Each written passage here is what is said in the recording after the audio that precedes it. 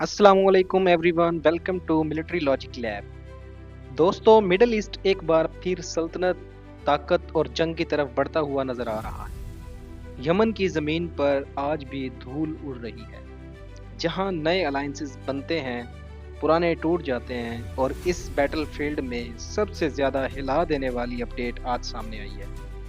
आज हम बात करेंगे सऊदी अरब और यमन के दरमियान बढ़ती तनाव की और उन हवाओं की जो एक नए कन्फ्लिक्ट का इशारा दे रही है। साउदर्न यमन में एक नया कुव्वत का तूफान उठ चुका है।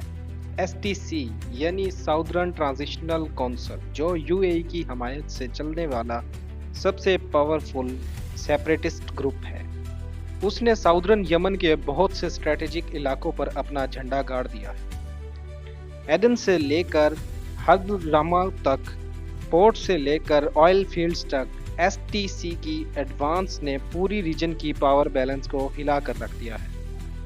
हदरमाउत को गिराना सिर्फ एक फौजी जीत नहीं, बल्कि यमन की सियासत का एक नया मोड़ है।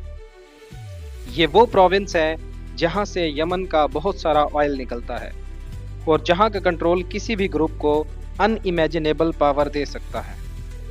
ये टेक ओवर इतना तेज था कि सऊदी अरेबिया ने कुछ मुहिम पोजीशंस इंक्लूडिंग एडन एयरपोर्ट से अपनी फोर्सेस को वापस बुलाना शुरू कर दिया। ये रिट्रीट एक्सपर्ट्स के मुताबिक एक बड़ा ब्लो है रियाद के लिए, जो सालों से यमन में स्टेबिलिटी लाने की कोशिश कर रहा था। सऊदी अरब का इन्फ्लुएंस साउदर्न रीजन में पहली दफ़ा इतना कमज़ोर नज़र आ रहा है।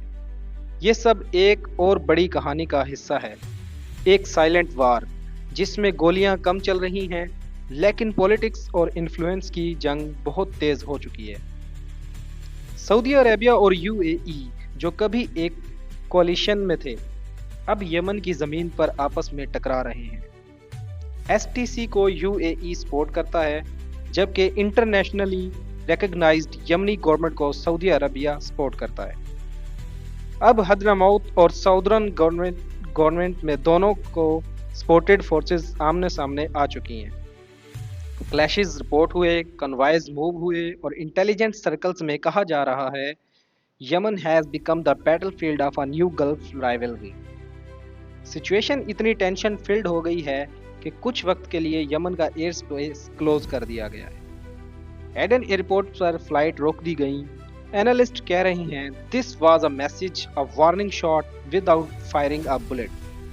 सऊदी अरेबिया ये दिखाना चाहता था कि वो अभी भी साउदर्न स्काइज पर अपनी हुकूमत अथॉरिटी रखता है, लेकिन ज़मीन पर कंट्रोल एसटीसी के हाथ में जाता दिखाई दे रहा।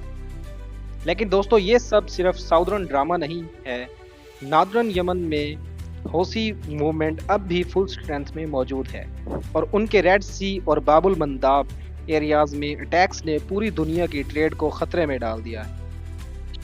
पिछले कुछ दिनों में शिप्स पर फायर, ड्रोन साइटिंग्स और मिसाइल थ्रेट्स काफ़ी बढ़ गए हैं। ये सिर्फ रीजनल नहीं बल्कि इंटरनेशनल क्राइसिस बन सकता है।